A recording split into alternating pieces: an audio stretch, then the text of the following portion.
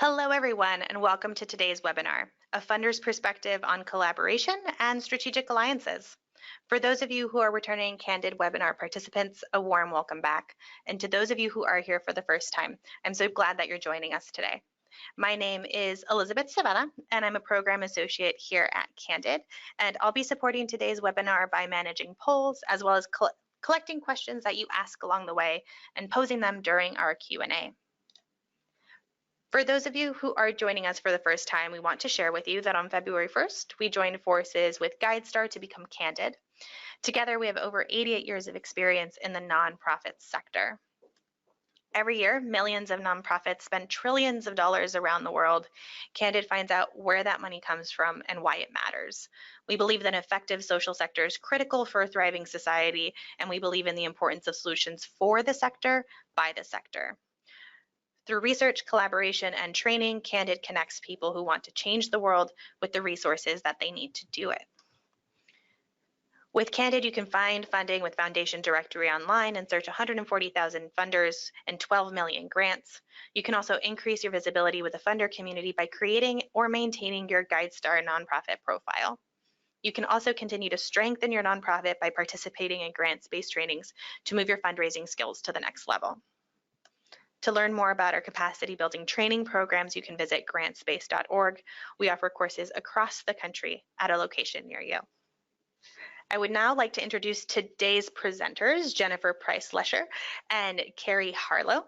Jennifer joined the Ralph M. Parsons Foundation in 2011, bringing more than 15 years of nonprofit and philanthropic experience, including leadership and capacity building roles at the Sterling Dorman and Whitecap Foundations and various positions in arts, education, journalism, outdoor leadership, and youth development. Carrie Harlow currently serves as a program officer at the Amsman Foundation, where she works in the areas of health and human services, education, and the arts. Carrie and Jennifer have also invited their colleagues to today's presentation, Shannon Johnson, partner at Blue Garnet, Justice Zimmerman, Director of Marketing and Communications at the Los Angeles Chamber Orchestra, and Joe Costa, President and CEO of Hillsides. So without further ado, I'm now actually going to pass on the presentation to Carrie so she can display her screen. Great. Okay. Shall I take it from here, Carrie? Yes, thank you, Jen. Good afternoon or good morning, everyone, depending on where you're tuning in from today. My name is Jennifer Price-Lesher, and I'm from the Ralph M. Parsons Foundation, as was just mentioned, and I'm also a managing funder from the Nonprofit Sustainability Initiative. The NSI, and you'll hear us use that term throughout, is an LA-based initiative set up as a pooled fund and a learning community to support strategic restructuring or strategic alliances, which we'll talk a little bit about today. In addition to describing the initiative, we'll talk more about strategic alliances in general. We'll share some of our evaluation strategies and findings, and then we'll also share some stories from two nonprofit leaders who went through strategic restructuring and lived to tell about it. You actually hear directly from them. We'll be sure to touch upon all of the outcomes listed in the session description, and we also share some resources, and we'll save time for questions along the way. As mentioned, my co-host today is Carrie Harlow from the Amundsen Foundation, and I'm going to turn it back over to her now for more detail on our agenda. Great, thanks, Jen. So welcome. We'll start with a few questions so you can get a sense for your fellow participants, and we can also hear from you about the perspective you're coming from and your interest in this topic. And then we will provide an overview of the Nonprofit Sustainability Initiative in Los Angeles, who we are, how we define success. There will be some opportunities to ask questions. Next, we'll have Shannon Johnson from Blue Garnet joining us to share about NSI's approach to evaluation and the learning that has come from our efforts. There will also be an opportunity to ask her some questions. And then we're excited to have two nonprofit leaders joining us to share their stories and experiences with strategic restructuring. Last, we'll share a bit about our efforts to coordinate with similar regional initiatives around the country, and then hopefully we'll have some time for some questions at the very end. Elizabeth, do you mind queuing up our poll? Not a problem. I'll go ahead and I'll launch it now. So the first question that we have for the audience, it's what sector do you currently work in or are associated with? And if you currently work in philanthropy or if none of these apply, we are encouraging you to let us know via the chat. So just go ahead and type in your answer in there and I will be sure to let our presenters know. And we do have a handful of folks that are sharing that they do work in philanthropy as well as community development and religious institutions and peace building. And then based on our poll results, it looks like most of the folks with 42% are in education, and followed by social services with 37% and health with 30%, but there's actually really nice strong representation from arts and culture and some folks from environment as well. Any thoughts on who's here with us today, ladies? Thank you for sharing. This is great. And we'll share a little bit about the grantees of NSI by service type and sector. So we'll get back to this. Perfect. Yeah, each one of these is represented in the data. Great. So now what we really want to know is what is your role within your organization? Are you a board member? Do you sit in an executive role? Are you a staff member? Perhaps you're a consultant with an organization. And again, if other is the best descriptor, feel free to specify a bit more specifically in the chat as well.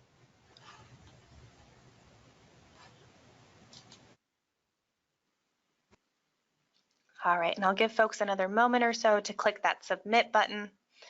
And I'll go ahead and I'll close that poll and share those results. And it looks like 46% of the room is a staff member, with 26% of the room sitting in an executive role. And then we do have some board members and some consultants on the call as well.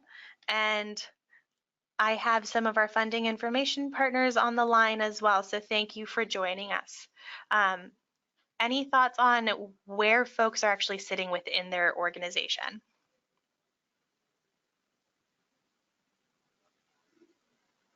This is interesting. Yeah, I mean, we expected to have representation from each of these categories, so not a surprise that we do. I am interested to know what the other is, and it sounds like some of them responded or in the chat and let you know that they work in philanthropy. Yeah, they work in philanthropy. I do have some interns that are on the line as well, and then an associate director that I would think sits in that executive role as well. Great. All right, so moving on to our next one here.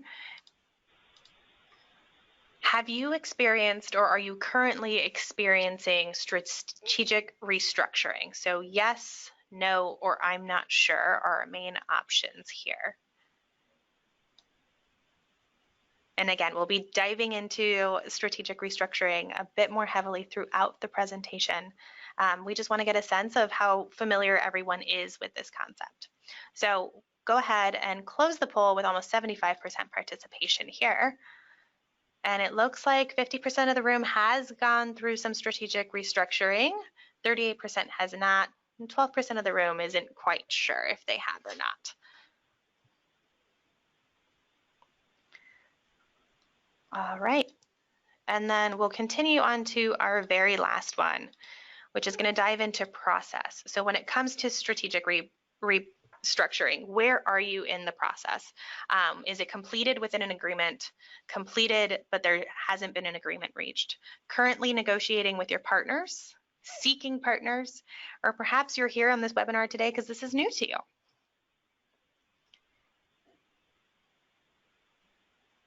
And again, we'll give everyone another moment or so to make their selection.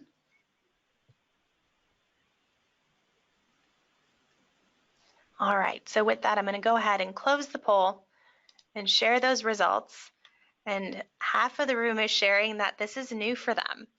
Although we do have folks that are sitting throughout that spectrum of restructuring as well. Jen, Carrie, any thoughts on where folks are in the process? I'm glad to hear for many of you, this is a new topic. That's why we're here today, is to share with you. And for those 11% who have completed with an agreement, that's great. We will also get to share a couple case studies of negotiations that have been completed with agreement. Perfect. So with that, I'm going to go ahead and close our polls here and let you continue with the presentation. Thanks, Elizabeth.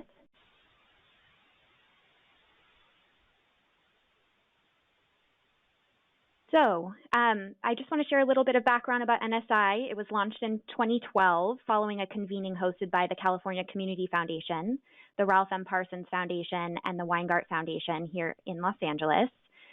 They were working in collaboration with La Piana Consulting. And this collaboration among funders was designed in response to several trends at work in Los Angeles at the time. There was the downturn in the economy and increased demand for services, the loss of revenue from private and public funders for these services, and the explosive growth of nonprofits in the area, all competing for these limited resources. I think the statistic is that between 1994 and 2008, the number of nonprofits in LA doubled to over 34,000 organizations. And at the same time, it was also an opportunity for foundations to convene and share data on the needs of their nonprofit partners and to build and their need to build crucial partnerships and how to best support those partners. So they created a pooled fund held by the California Community Foundation as the fiscal sponsor. The initiative has since grown to engage 18 participating funders, which you see listed here today. And it's managed by a steering committee of 3 managing funders, the California Community Foundation, the Ralph M. Parsons Foundation, and the Amundsen Foundation.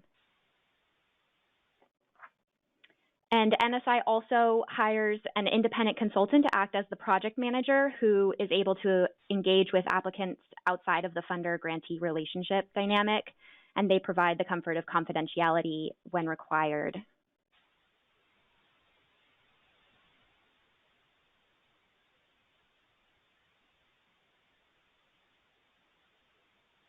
Jen, do you want to take this?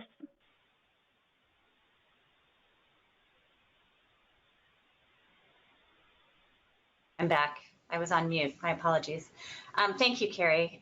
So we want to talk a little bit about definitions and what strategic restructuring or strategic alliances are.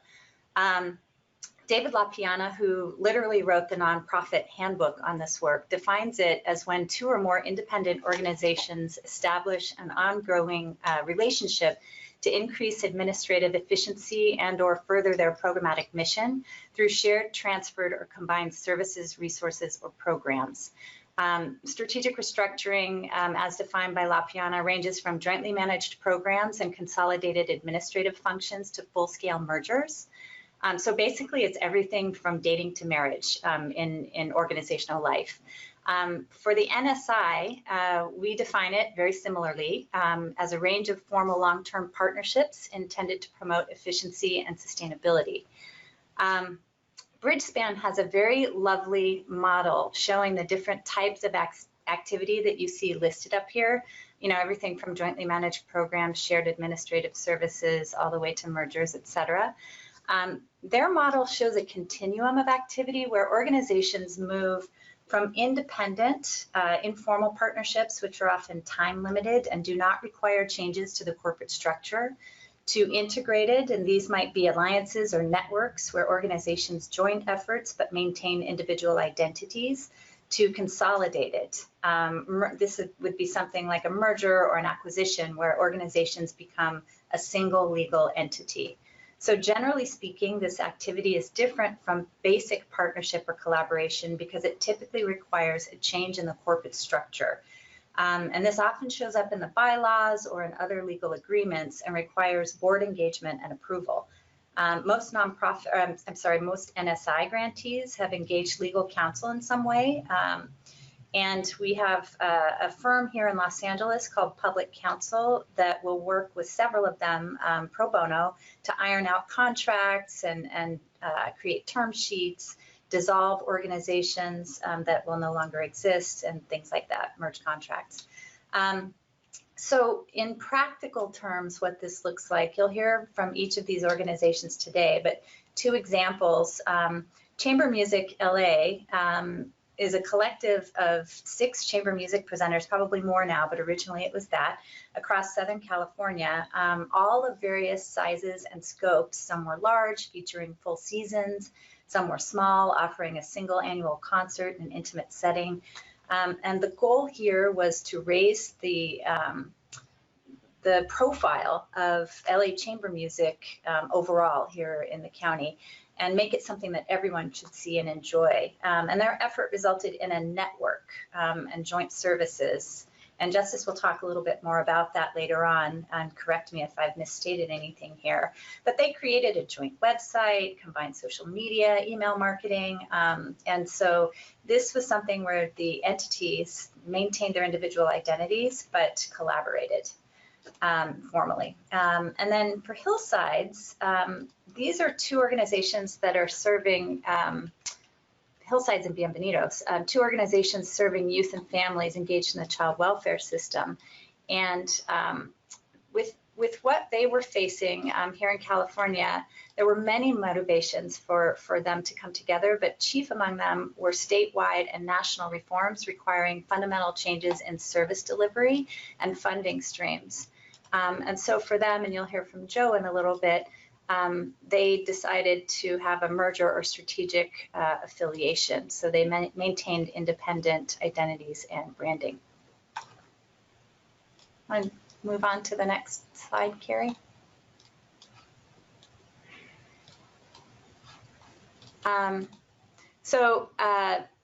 For us, at NSI, our goal is to normalize strategic restructuring by establishing an environment where service providers and funders and consultants understand and regularly engage in the activity as a strategy for enhancing impact and sustainability. It's really about helping to create an environment where this is seen as another strategic tool for positive change in nonprofit life. Next slide. So there are a lot of terms that are used to describe this activity, regardless of the term, it's basically the same type of activity. It can be called strategic alliances, organizational consolidation, sustained collaboration, formal collaboration. I'm sure Shannon and Carrie, you can chime in with other terms you've heard along the way. A group of bankers doing similar work on the East Coast will shy away from the term strategic restructuring as a term because it means to them corporate bankruptcy. So they will not use strategic restructuring. We don't mean corporate bankruptcy, we mean partnership. So through strategic restructuring, we hope to support the range of activities. You'll see on this slide, it shows the range of activities in a target graphic designed by La Piana Consulting. It's basically another version of the continuum of activities I described previously. And you'll see that it ranges from collaboration, formal collaboration in the gray circle. Those would be networks and joint advocacy. And then it goes all the way into the bright green circle, target in the middle, and that's mergers, acquisitions. That would be formal restructuring. So it's a range of activities going from, looser partnership to formal legal entities. David LaPiana and his team wrote several articles and books on the topic, Nonprofit Mergers Workbook Series. I think there's book 1 and book 2. And there are very good tools in his books that you can use. They're listed on the final slide of the deck in the resources section. But Bridgespan also has great resources. Board Source, Stanford Social Innovation Review has some lovely articles, and then Candid, I think, has their own wonderful story to tell about this, and so there are resources that you can access there as well.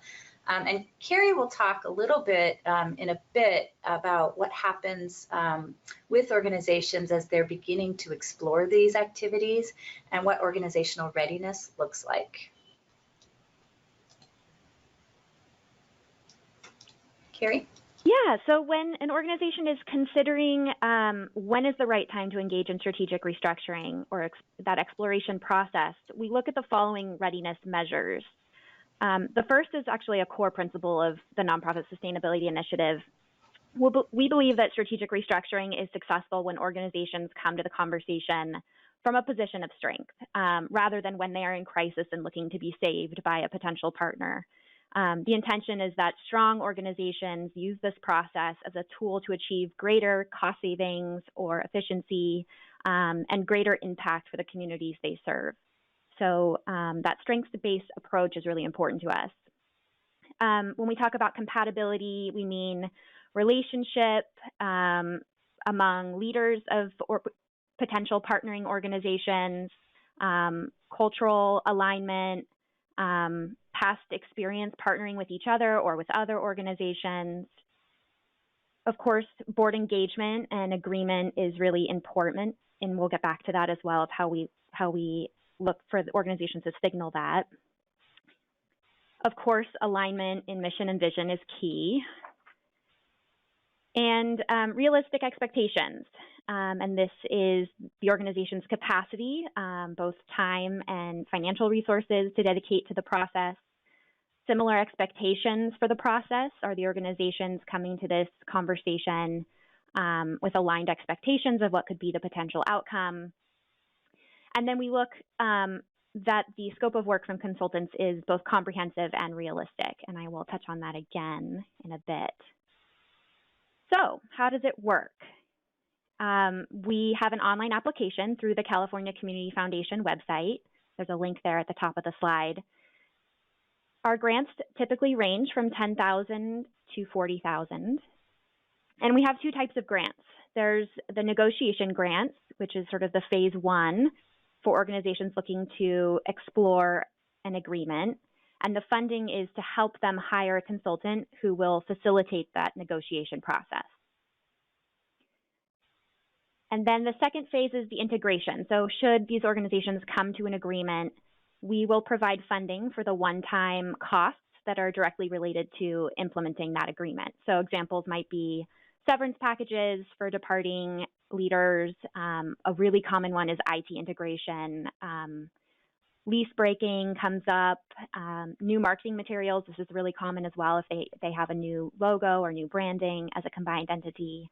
Legal fees, consolidating capital assets, accountant fees, and board development. Oftentimes their board is growing as a result or combining two boards, and so a board retreat.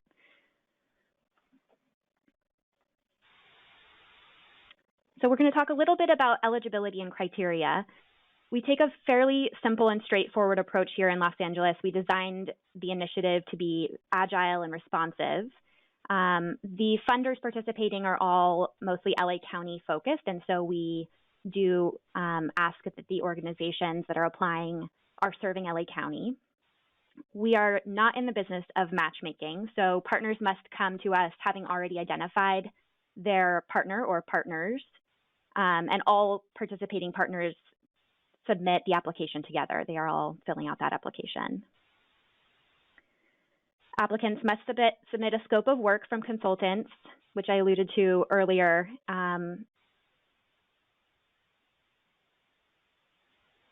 Board resolution is also required from each participating nonprofit, and this is how we ask that they signal that the board is engaged in the conversation and would be engaged in the negotiation process. A demonstrated commitment and readiness. This is something that we talk to them about through the application process. We look to see that they anticipate the partnership will have a meaningful and lasting impact on the clients and communities that they serve. And we look to see that the scope of work is well-designed and realistic. We have actually 7 vetted consultants listed on our website, but organizations are not required to use those consultants if they have a relationship with another consultant.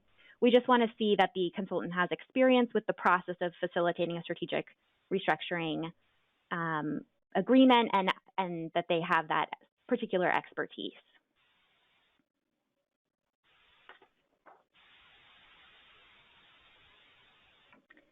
So to date, we've had 220 organizations participate in the initiative, which illustrates the broad interest in strategic restructuring once it is made accessible to organizations.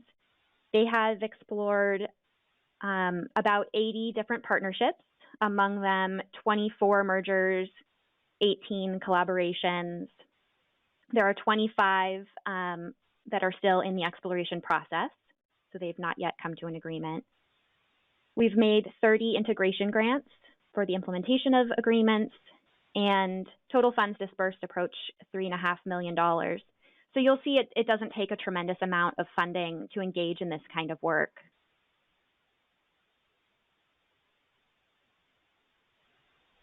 And then we have a pie chart of some sort that kind of reflects the distribution that we saw in our poll earlier today. So you'll see here a large number of participating organizations are youth and family serving organizations, organizations in the human services sector, health care providers, and then a number of arts organizations, education organizations, and then a few animal welfare organizations, actually. So they're a great distribution. And I think in the poll earlier, 30% of participants are working in the health field, 37% in social services.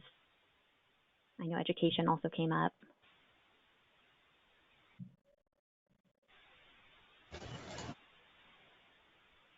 So I'm going to turn it over to Shannon Johnson, who's a partner at Blue Garnet, to talk a little bit about evaluation for NSI. Thanks, Carrie. My name is Shannon, as Carrie said, and my firm, Blue Garnet, we are a boutique impact consulting firm based out of Los Angeles. And our relationship with NSI goes way back, all the way to 2012. And so we have about 7 years of evaluation data.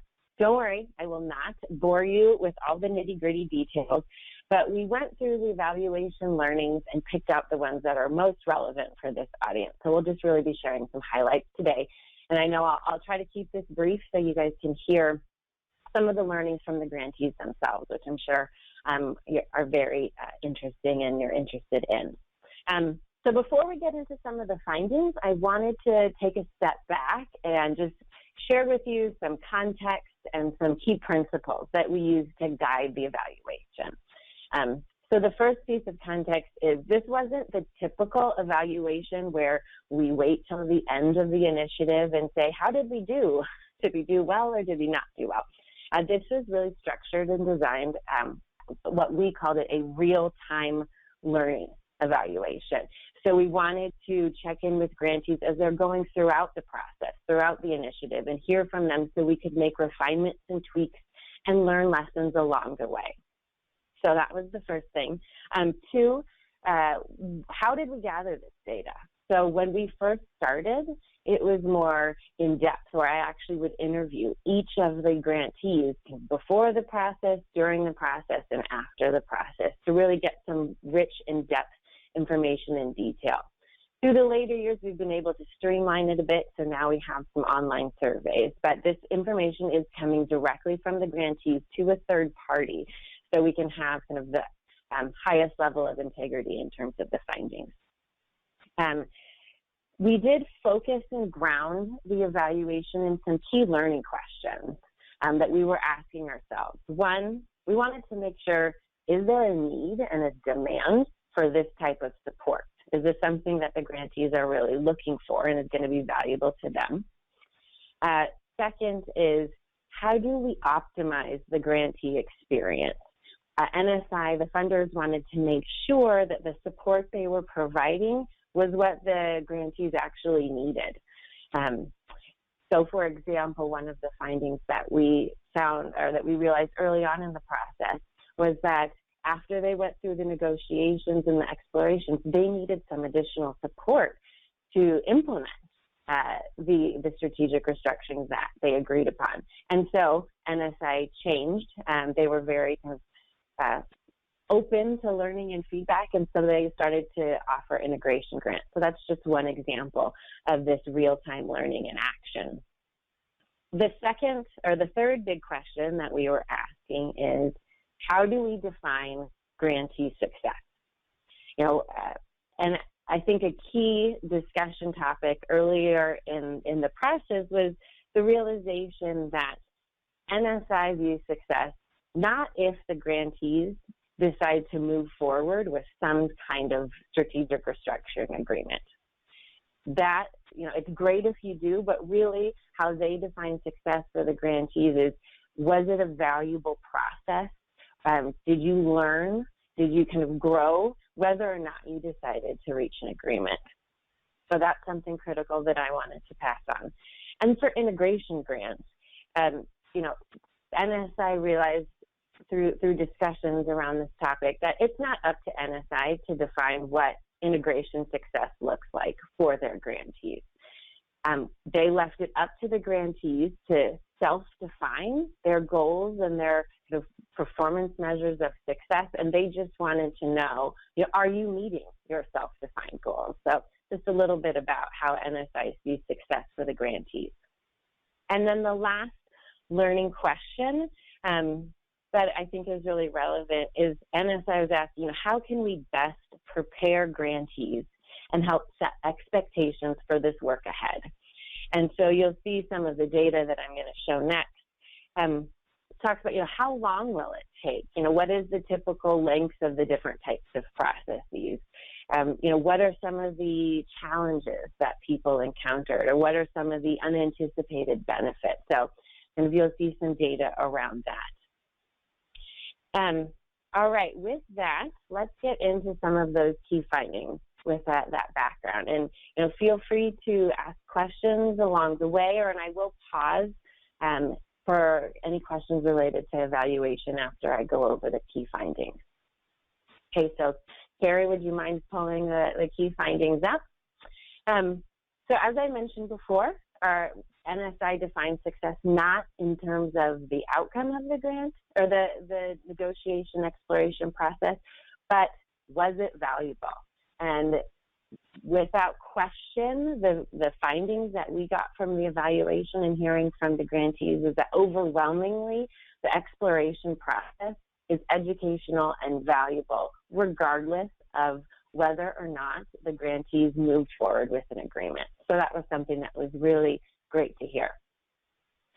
Second is beyond just the process of exploring a strategic restructuring, kind of going through this process led to many unanticipated benefits. By getting all of their ducks in a row to be able to share information with their partner, they really had, they gained some clarity and some strategic thinking. They re-engaged their board and really had some strategic conversations. So there are many additional benefits that go along with the process that I think those help to make it such an educational and valuable experience. Next, as I mentioned before, one of the learning questions was centered around, how do we optimize the grantee experience? Are we supporting the right resources? And we found out overwhelmingly that yes, in the negotiation or exploration process, the support that NSI provides to fund the facilitator is critical to the experience.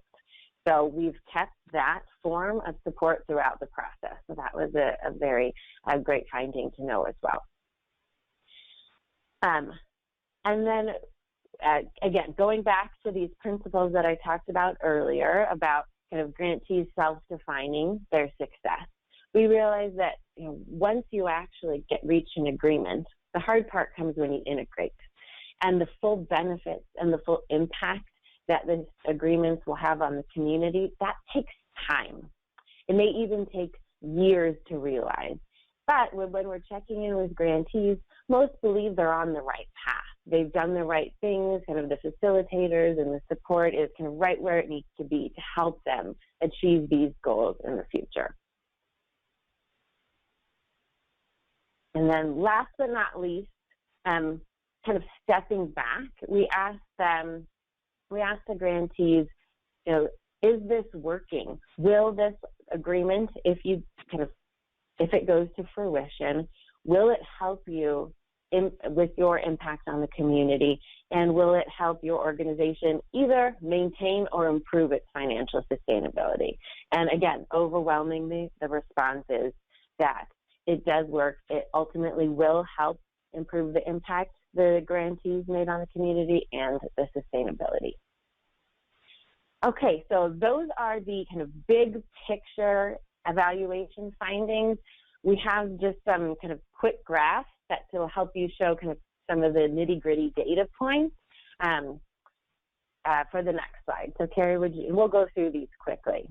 So in the lens of help trying to set expectations, for the grantees, for those of you who are thinking about it or wanting to learn.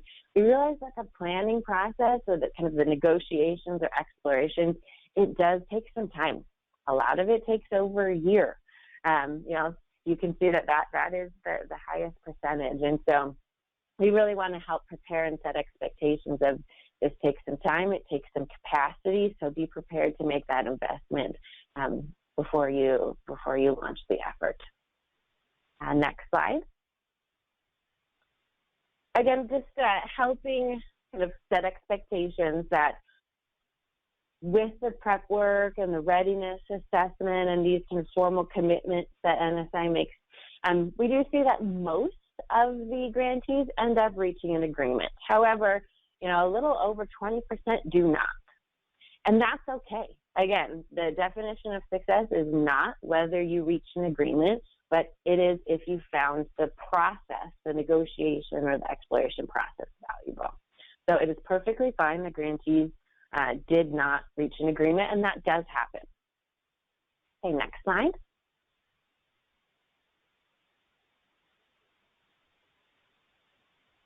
Carrie, can we move forward to the next slide? Okay. Again, just setting a little bit of expectations. There are a whole host of different types of strategic restructuring variations and flavors that NSI supports. So if you can remember back into that target visual that Jen introduced earlier, you can see this is really happening, and this is what we're seeing with a lot of the grantees. So there are some mergers, there are some acquisitions, yes, but the most of the agreements are around strategic collaboration. So grantees coming together to form some sort of partnership and share information. So and a finding earlier that we had in the process was that the nonprofits perceived that NSI was really focused on supporting mergers and acquisitions, and we wanted to recommunicate and really make sure that grantees know that that is not the case. It is not just mergers and acquisitions, but really the whole range of strategic restructuring and alliances. Okay, next slide. And I swear there's just a few more, and then we can move on to the case studies. So as I mentioned before, there's some impact and some unanticipated benefits that just going through the process of exploring a strategic restructuring can bring. And so this graph is a little busy, so I'll just help explain it a little bit. But you'll see the different types of unanticipated benefits along the horizontal axis. So, it helps with board engagement, internal clarity, and strategic direction. So these are the types of benefits. And then you'll see what impact did it have on those. Was it yellow means it was a positive impact. So it really helped improve these categories. Blue, there's no impact. It kind of stayed the same. And then very few instances it actually negatively impacted. The key takeaway on this side is you can see overwhelmingly there was a positive impact across these different areas. So again, just going through the process can bring some of these additional benefits. And next slide. Okay, this is one of my favorite graphs. Getting back to the whole point of the purpose of NSI and how we define success is, as I mentioned before, not if you reached an agreement, but did you find the experience valuable? And it's pretty clear through this graph that yes, over 100% of the grantees say they learned something, it was valuable, on whether or not they reached an agreement. Okay, next slide. All right, so getting back to the point of the consultants. In the exploration process, NSI's funds go to support that facilitator, that external party to help you navigate this process. And so we wanted to make sure, again, that that was the best use of NSI's resources. And this graph shows us that, that the consultant, that facilitator, overwhelmingly was essential in helping these grantees throughout the negotiation and exploration process. And I think the last but not least we wanted to check in, again, about this big picture impact. What ultimately, if you decide to move forward with an agreement, will it help you with your organizations? Will it help you make your desired impact, whatever that means for you? And so, again, you can see overwhelmingly that it is impactful. It's helping people make that impact on their communities and their target population. Okay, next slide. We actually are going to open this up to questions now. Elizabeth, did any questions come up? Oh, perfect.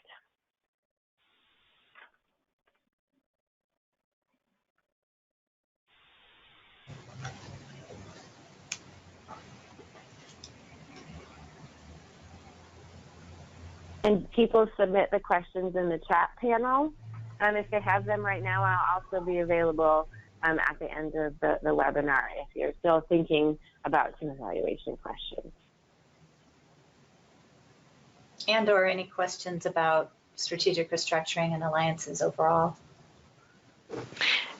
Thank you. We have been getting a number of questions coming in through the chat, so I wanted to pose the first one and to give us some grounding basis on the stats that we are looking at.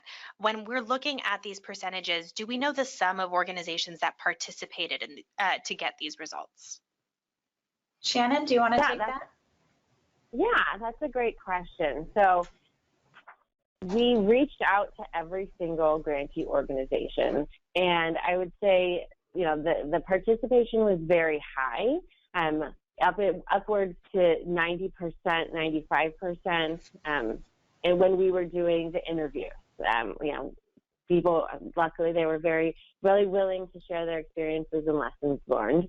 Since we transitioned to a survey, I think the participation has dropped a bit, and that's, Jen or Carrie, do you have the latest information in terms of the survey results, what the participation rate is with that? Yes, we've been looking at them quarterly, so this is as of September. I think we had 69 responses in the surveys, so that's what these numbers are reflecting. Great, thank you. And then some folks had additional clarifying questions when we're talking about mergers, collaborations, alliances. How much should we be leaning into legal terms, and how would we distinguish between these different types of agreements, or working kind of with these different types of collaborations? Yeah, I'll start on that, and then Carrie and Shannon, if you want to jump in, or even Joe and Justice, because you've been through some of this work. So, you know, I'm thinking now we maybe should have shared the bridge span slide because it defines within each of these activities, informal partnerships, strategic alliances, management services organizations, what they look and feel like. And in terms of legal terms, what we have found in working and with our nonprofit partners and hearing from people, the words merger and acquisition can be inflammatory or you know, raise hackles, and you know, even if that is what the activity is. So I would say that what we've heard is when people are broaching the conversation with their board about activities, that really you start with an idea of collaborating in mind, and you let the process and your consultant work with you to figure out what it might look like and what the terms might be, and then back your way into the legal terms, definitions, and agreements. Carrie, Shannon, Joe, Justice, do you want to add to that?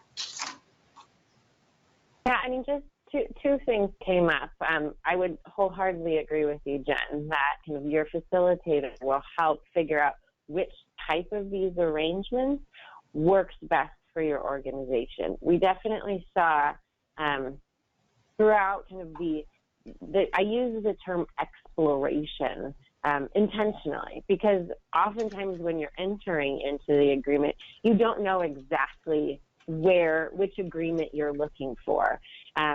We found some instances where people were you know, they were thinking they may want to merge, but they weren't quite ready. So they were going to kind of dip their toe in and maybe start with a partnership and see how that works. And then maybe in the future, move towards a merger. And we definitely saw kind of the initial objectives change as they kind of moved throughout the process. So I would say it's you know, you can do some research and figure out what these different terms mean, and perhaps we can share that bridge span resource, Jen, that you mentioned. But really, kind of, it's okay to go in and explore the different options and see what works best for you. And I just wanted to remind people that there is the support of public counsel for those kind of more legal, nitty-gritty questions, if that is concerned. That's pro bono. Yeah, this is Justice. I would just add that for us, who's a consortium of a bunch of different organizations, the formal description of what it was we were doing came absolutely last. It was sort of organic just to get everybody on board and doing things together, and so we still have yet to go to legal counsel and formalize what it is exactly we're doing, just because we're feeling our way through it. And this is Joe. We had a vision of becoming one organization. We were counseled not to use the word merger to describe the process or the end result, and rather describe it as an affiliation. And the counsel there was that there would potentially be benefits to maintaining the separate 501c3 status of both organizations, and that we should at least maintain those separate identities, legal identities, for a period of time, and dissolve one or the other of the organization only after a number of years of experiencing what it means to operate as one organization. We did nevertheless create one structure to operate those two entities. Thank you, everyone. And with that, I think I'll hand over the mic to you, Joe. Great. Well, as was mentioned earlier, what was motivating us here at Hillsides was the need to have a fuller array of services for the children and families that we work with. Hillsides did not have a foster family and adoption program, and we had recognized that it was an important component. We looked at a number of ways of achieving that capacity. When Bienvenidos, a similar organization that did have a very well-established foster family adoption program,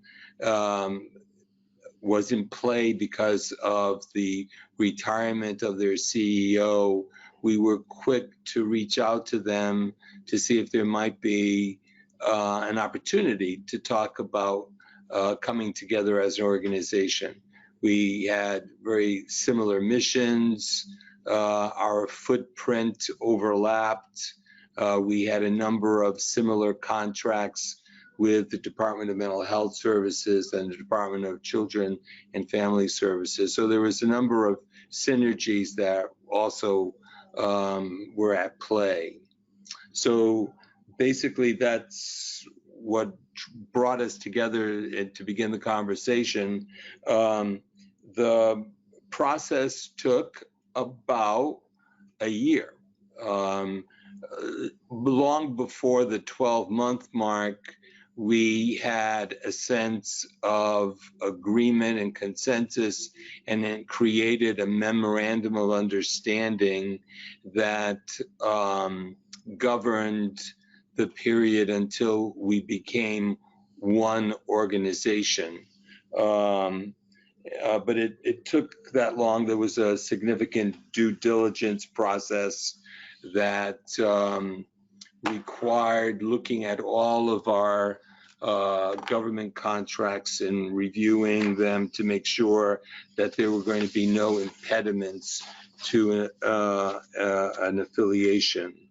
So that was pretty time consuming, and luckily we had a law firm here in Los Angeles that did that pro bono for us. So the legal piece for us was in play right from the very beginning of our conversations. I mean, I think that may have to do with the fact that we have a fair number of attorneys on our governing bodies, but nevertheless, it was very helpful. There was one attorney that represented one and another attorney representing the other. They clearly presented themselves as having the best interests of their respective organization. And that led to some very, I think, candid conversations about the interests of each and how they needed to be safeguarded. And then in addition to that, there was the joint utilization of counsel to review all of our contracts, our leases, our benefit agreements, all of that kind of stuff to help provide some mapping that indicated where there was some commonality and where things were very different, and then how we might be able to address those.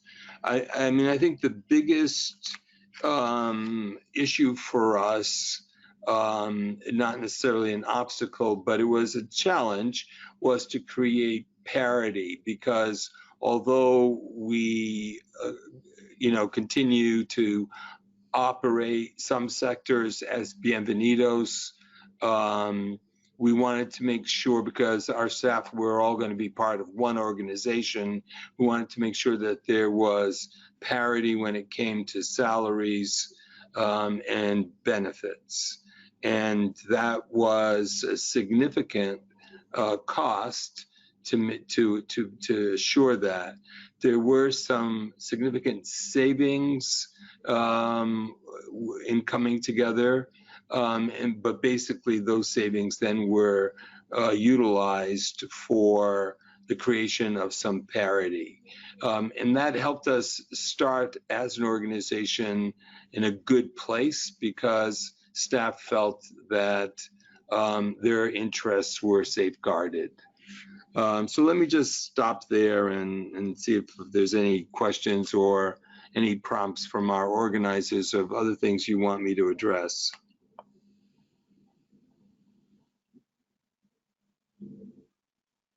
Elizabeth, I don't know if any questions have come in through the chat, but I would love for you to kind of reflect, since this I guess this started in 2017, right? Or this was it happened in 2017. So you've had a couple years working in this new framework, and I'd love for you to reflect on sort of what that impact has been on the organization. Well, 2 years out.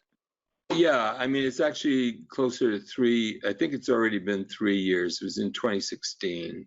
But at any rate, it's a process that takes a while. I think some of the lessons that we've learned, it's the small things that I think make big statements.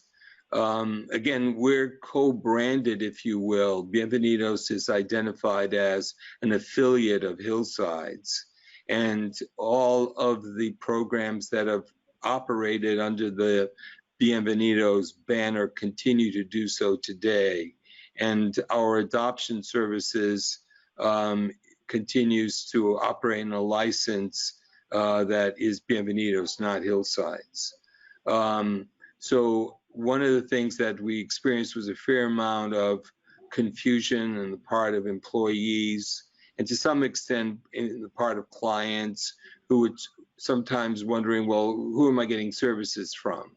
So we had to go out of our way to help address that, so that people were clear that Bienvenidos was still up and running and a presence in their communities, but that it was also affiliated with Hillsides. And we wanted Hillsides to be able to have some exposure as the, if you will, the parent organization in those communities.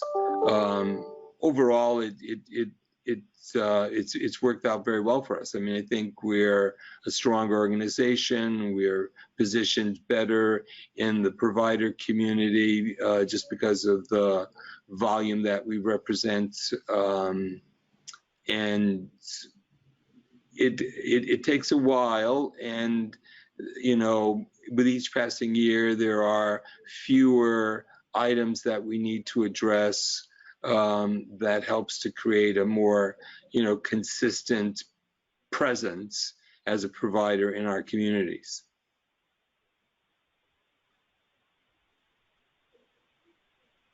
We have been getting a few questions here in the chat. So the first one that I'll pose to you, Joe, comes in from Grace. And she wants to know if you have implemented a shared service platform, as well as how do you actually approach fundraising under this new restructuring? So there are a number of functions that serve the whole organization, and what we call advancement services is one of them, and incorporates not only fundraising, grant writing, major donor solicitations and cultivation, but also communications and PR. So from the very beginning, we presented one common picture of the organization, one voice, one look. We had done a fair amount of work around branding, and we applied that throughout the whole organization, Hillsides and Bienvenidos. The Bienvenidos organization took on the logo of Hillsides, or associated. Yeah, the logo of Hillsides is now the Bienvenidos logo. In terms of fundraising, it again just became one attempt, one effort, one initiative, and we were clear with funders whether the ask was going to benefit a particular program, whether it be any number of the Hillsides programs or any number of the Bienvenidos programs. But it's one effort, and our funders appreciate and know that we are one organization. The limited fundraising that Bienvenidos did was impacted in the sense that many of the same foundations funded both Hillsides and Bienvenidos. And so now it's one ask and it's one gift, not two.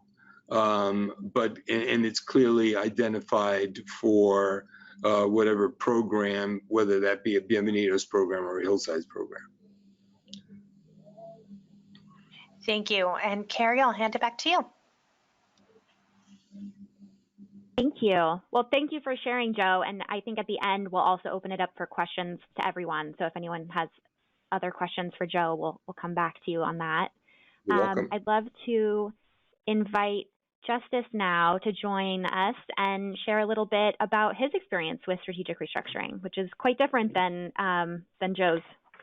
Yes, thanks, Carrie. As Jennifer mentioned, I'm Justice Zimmerman. I'm the Director of Marketing Communications, as I guess you can see on your screen. So the Los Angeles Chamber Orchestra and what ultimately was 7 other chamber music presenters in Los Angeles came together for this thing that our brochure was originally called Play On before we'd named ourselves Chamber Music LA, and so now everyone knows us as Play On, which was accidental branding, so there's one lesson. But the thing came together because a donor was interested in creating a his vision of a chamber music society of Los Angeles. And so he approached my organization and one of the other organizations and kind of planted the seed. And then the two organizations started running with it and eventually invited the other 6 organizations. So the initial motivation for this chamber music society was to have a marketing collaborative, to use the shared resources of all these different organizations to sell more tickets ultimately. So there's 8 of us.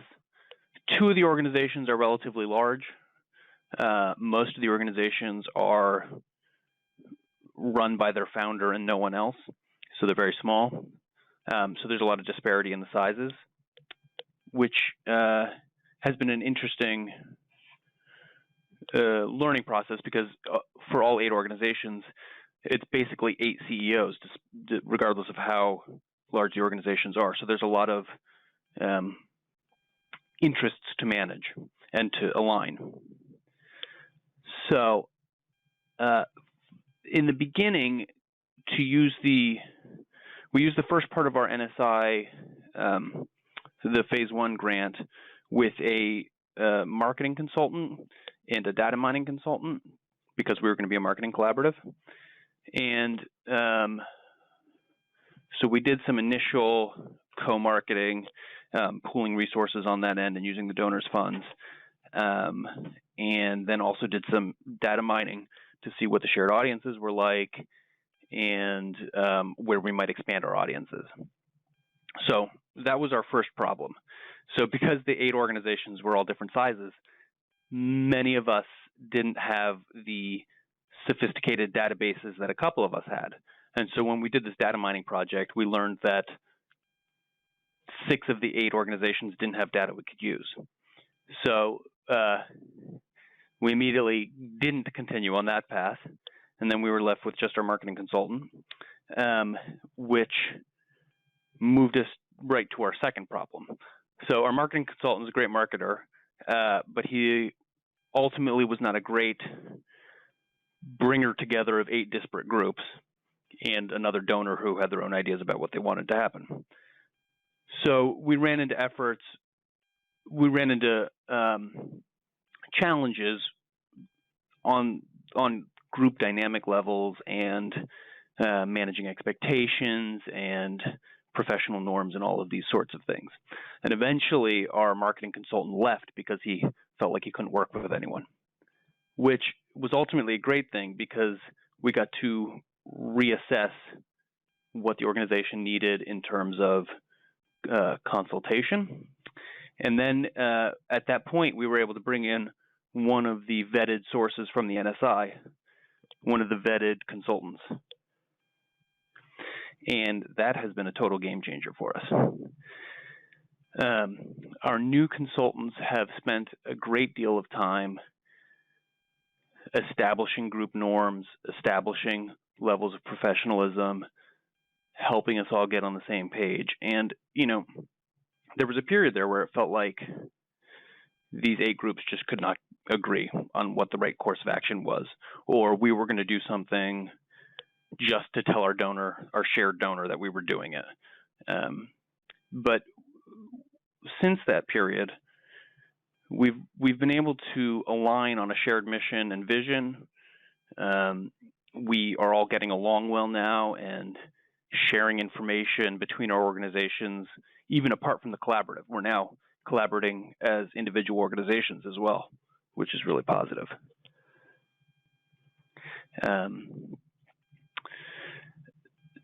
So sort of in the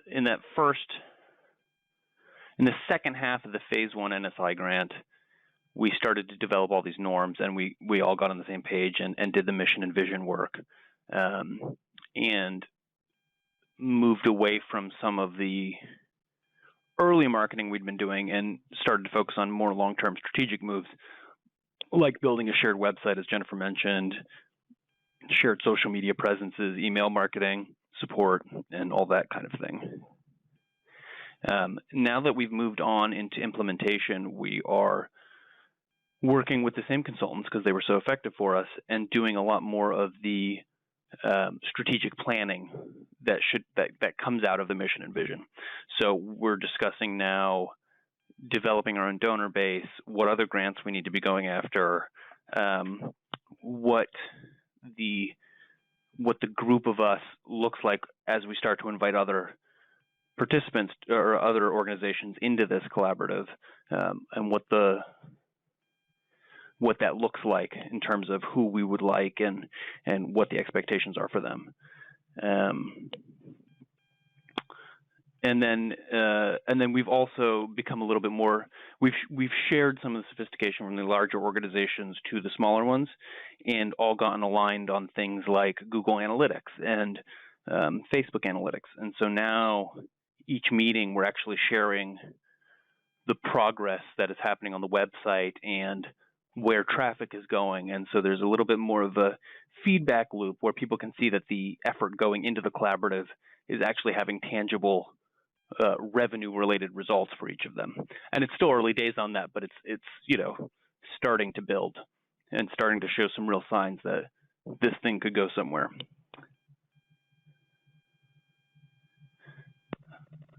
Thank you. Can you also share how long of a timeline this has been, these activities? Sure. So I think the whole thing started initially in 2016, and then I think NSI became a player in our lives in 2017. And so it took about a year for us to align around the mission and vision and feel like we had a real path forward, maybe a year and a half by the time you include things like the website and the very earliest questionnaire about a strategic plan. So now we're in what I guess is our third year. I may not be doing that math right. How frequently are you meeting as a group? We are meeting 10 times a year.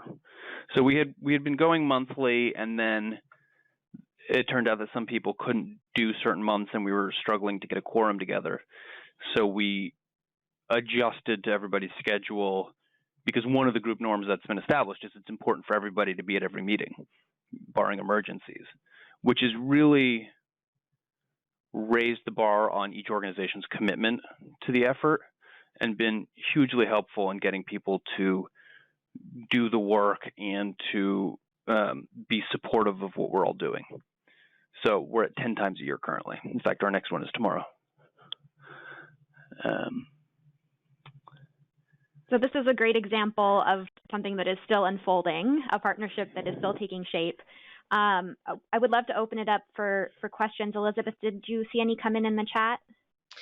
We did, and Alfredo has a really practical one for you, Justice. He wants to know if your organizations are selling more tickets as a result. We are. It has not been world-changing yet, but we definitely have trackable revenue coming in through the shared efforts. We also know that the brochures we had been doing and the postcarding and some of the email efforts are working because we have revenue coming in through those channels as well. And we also have other organizations in Los Angeles asking to be a part of the group. And that's actually been one of the surprising challenges of this thing is we've been hit by a number of groups that feel like they should be a part of the collaboration. And so we've had to really put the collaboration first and say, well, we love that you love us, but we have to figure out what we're doing before we can just start inviting everybody, which was, it's a sign of success that people want to be a part of us. So that was great, just surprising. And then we have another great follow-up here from Grace. Because you guys are offering a service to the public as a whole, how does each of your organizations work through that public support aspect, both independently or collectively? Public support being grants or individual donors. I mean, the the donor relationships has been a whole interesting process because most of these 8 groups are supported by the same donors, even if our audiences are slightly different. So it's been a total negotiation to figure out how we solicit donations for the collaborative without taking away support for any of the individual organizations. On the grant side, it's a little different because there's, like NSI, there's some grants that go specifically for these sorts of collaborations. So it's been a little bit easier to segregate that. And I'm not sure if you can actually, just based on your expertise, you may or may not be able to provide some guidance. Grace was able to follow up, and a public support test from an accounting standpoint is really what she's referring to, as it aligns with IRS guidelines. Oh yeah, I can't speak to that, unfortunately. Yep, fair enough. Director of marketing, not head of accounting. No worries. Carrie, I'll hand it back to you. Great. So we are going to continue on. Thank you, Joe and Justice, for sharing your stories, and we will hopefully have a few minutes at the very end if anyone has remaining questions for them. We'd love to take a few minutes to talk to you about our efforts to collaborate with other regional initiatives like ours around the country. And I'm going to let Jen share with you what we've been up to. Thank you. Carrie, would you move to the next slide with the map? So, sorry if everyone can hear a siren going by in my downtown Illy office. So we have begun to recognize that this activity is popping up all over the country. And you'll see here, there are 7 initiatives listed. There's one in New York, the NIMAC Fund, Greater Philadelphia, Nonprofit Repositioning Fund, us, Chicago Mission Sustainability Initiative, Dallas Better Together Fund, Pittsburgh Catalytic Community Cohort, or C3, and one in Phoenix that is getting off the ground now, called the Arizona Together for Impact Fund. I'm not sure if that will end up being Phoenix only or if that'll be a statewide fund. So if you're based in one of these locations, then there is an initiative like this ready and willing to support you through this effort. There are potential new initiatives under consideration in Austin, New Orleans, Santa Fe, Seattle, and Baltimore. So we're hoping that through organizing as a network and a community of practice, that will help raise awareness about this kind of work, and that other funders or pools of funders will join the effort. So again, if you're interested, if you are in one of these locations, you should feel free to reach out to one of these initiatives for more information. We are hoping to create a playbook for funders interested in starting similar initiatives. So stay tuned for that. But we also know, each of us have been sharing our own stories with others that are trying to launch initiatives in their regions. So we're here as a resource as well. Next slide, Carrie. So the Sustained Collaboration Network, just to step back a little bit, is a national group, as you saw on the map, trying to build common evaluation frameworks and a community of practice that'll assess organizations and then also share learnings broadly to develop the field. And ultimately, through shared evaluation practices, you saw through Shannon's presentation, our evaluation tools mostly cover sort of the pre and immediate post, but what we're trying to get at is a shared framework nationwide that looks at the early stages, but then also takes a longer look. So what happens, 1 or 2 or more years out? There's a wonderful, and I'm not sure where it is now on the Candid website, but there's a wonderful database called the Collaboration Database. In the rebranding and in the reorg, I'm not sure where it landed, so it didn't get on my resource page, but there are so many stories of different types of organizations that have been through this, and those were gathered through a collaboration prize that the Lodestar Foundation established some years back. And it's a really great place where you can search for, depending on your type of organization and what type of partnership you want to find, you can enter keywords and find examples and read about what happened for them. In the Sustained Collaboration Network, we're trying to develop shared goals of normalization and strategic alliance and restructuring among boards, funders, and nonprofit leaders.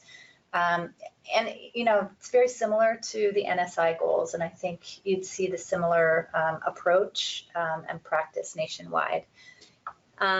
We are coming up with a shared definition of success, but what we're finding is that, you know, it's the same as what Carrie and Shannon have shared. It's not in the outcome, but rather in the nonprofit value of the process. So we don't care whether you come to a conclusion, just if you've learned along the way, then that is success to us.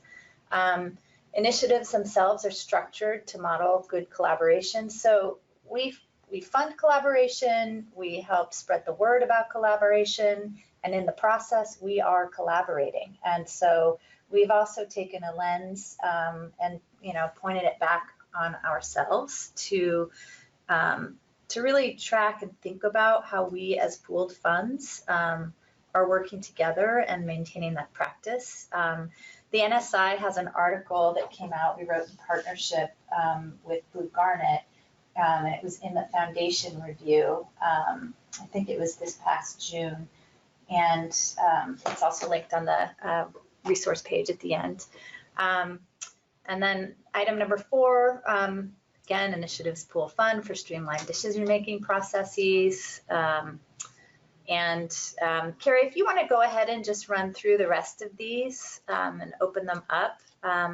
I think the bigger picture here that I want to share is that these initiatives support nonprofits in 2 important ways. First, the initiatives provide a neutral space for exploration and technical assistance for implementation. So the goal is to make it safe for nonprofits. They provide a confidential space, not only for the exploratory conversations, but also, you know, for sorting out the stuff of organizational life. They act as neutral and trusted sources of information and expertise, they being these initiatives. And then when needed, these initiatives help nonprofits identify potential consultants or technical assistance providers. And the initiatives try to, as I mentioned earlier, raise awareness about sustained collaboration among nonprofit boards, staff, and the larger community, funders in particular. The second sort of big way in which we hope these initiatives support nonprofits is to incentivize this activity. And by to do that, we activate funding to support sustained collaboration. So we're trying to actively fundraise, not only here locally for our initiative, but talk about it as a group of initiatives and thinking about how to sustain this work. Because the funding, when it's in a shared or a pooled fund, is able to be distributed in a more responsive and often quicker way than through traditional funding pathways. So, you know, Parsons Foundation, we like to think we're quick at turnaround, but it's about a 6-month horizon at least from proposal to granting. And as Carrie mentioned earlier, these initiatives like NSI are moving dollars quickly to organizations when they need them, like within 3 weeks. So I guess the pooled funds, the other similar thread across the national group of initiatives is that they support the formal exploration, but they also come back with additional funding to support integration or implementation, which for many is when the work really starts, right? It's on the integration side. There's a lot to get to that deal, but once you come together, you've got to integrate all of the systems, but more importantly, you have to integrate the cultures of the organizations. So in essence, the Sustained Collaboration Network is a national response to nonprofits expressing a need for this kind of support. And we want to continue to try to build awareness about it so that you all can get what you need when you need it. You'll see a list of resources on the next slide. Carrie's there now. And I don't know if Candid can share, if it is still up on the website, the collaboration site. But these are a list of resources. I mentioned La Piana. We've talked about the Foundation Review article and Bridgespan. Board Source also has this wonderful repository of information about greater impact through strategic partnerships. And then there are links to each of the funds if you want to go and learn a little bit more about how others are doing this same work. It looks like Elizabeth did post a link in the chat for anyone that wants to access the Collaboration Hub information on grant space. Great. Thank you, Elizabeth. Add that to our Collaboration Hub. That's the word, right? Yes. I'll add it to our deck. So I think now we've got a little bit of time left to take additional questions if there are still some remaining. Do you see any there? Yeah, we still have plenty of questions that have come in. So I kind of want to take us back to the beginning of the presentation because a lot of folks were actually wondering if you could provide some examples or lessons learned as to why organizations did not reach an agreement. Kind of when do you know that it's time to stop moving forward, or what were very common major challenges or reasons for that? Does anybody remember the two organizations? I'm not sure if, Carrie, you were in the initiative yet. Shannon, you may have interviewed them. There were two organizations that came together. They had almost the exact same name. They had almost the exact same mission, but their method of service delivery offered a values perspective. Do you want to talk a little bit about that, Shannon? Yeah. Yeah, it was one stepping back. There are kind of a variety of different reasons that organizations cannot come to an agreement. All right, because many of them focus on, it's just not the right time for us. We need to build some more readiness, get people kind of more understanding and awareness about this. So some kind of foundation setting. The specific example that Jen is talking about, again, they were almost kind of subsidiaries of the same parent organization. So very similar, except in one fundamental principle of operations. It was a cancer treatment organization, two different organizations, and their fundamental principle is one, should we cover all of the expenses of the patient? So it is kind of at no cost, or should we bill insurance companies to be able to have some earned revenue from the insurance companies, not the patients themselves?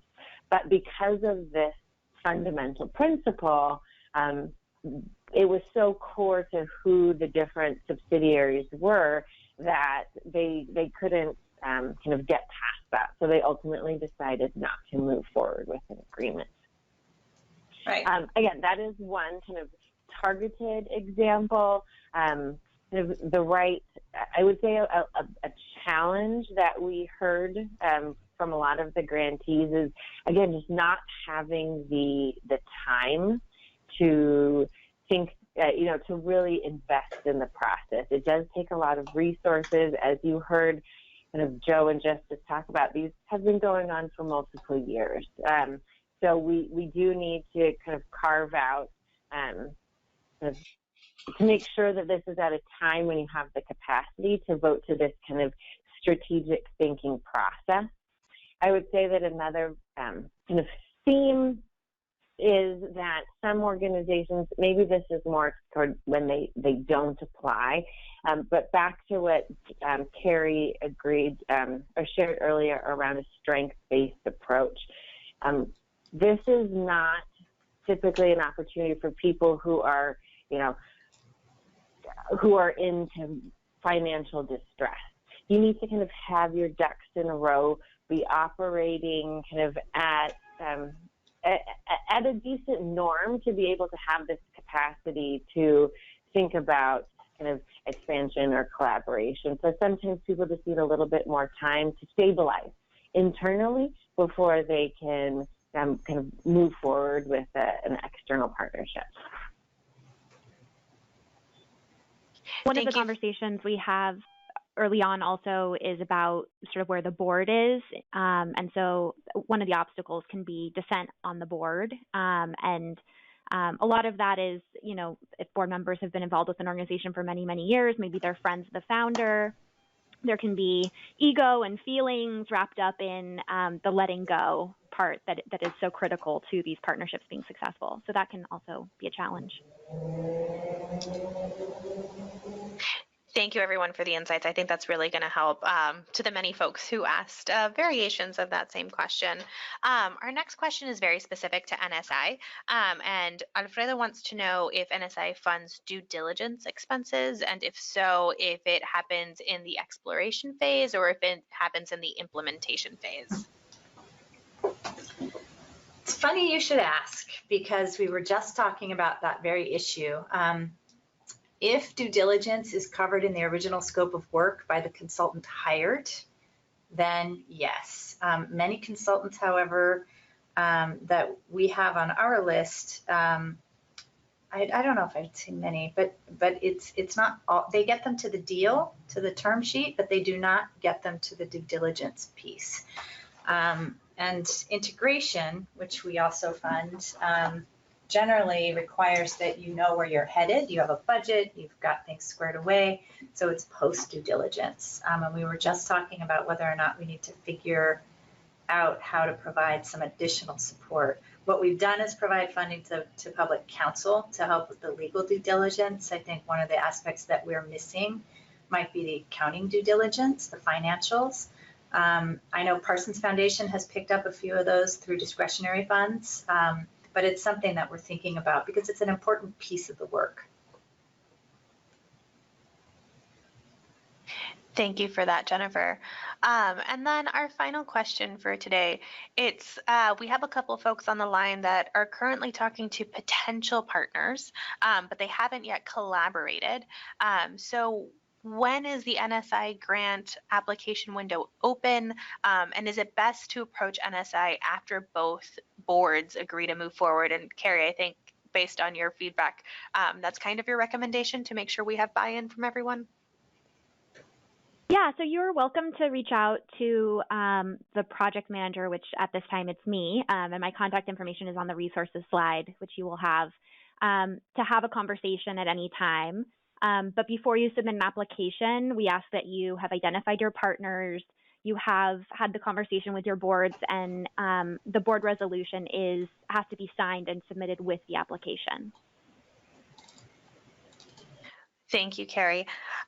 Well, with that, thank you to everyone who was here, Carrie, Jennifer, Shannon, Justice, and Joe, and of course, all of our participants who stayed with us throughout today's webinar. Rest assured, you will receive a follow-up email within 24 to 48 hours with a link to view a recording. You'll also get a link to download the presentation with the variety of hyperlinks that are included on there for additional resources. And of course, you'll also get a link for a short survey. I'm currently working on building out our 2020 programming, so let us know how we did today, but also what you want to continue learning about. And on behalf of our team here at Candid, thank you so much, everyone, for participating today. If you like this webinar, we do hope that you join us again soon.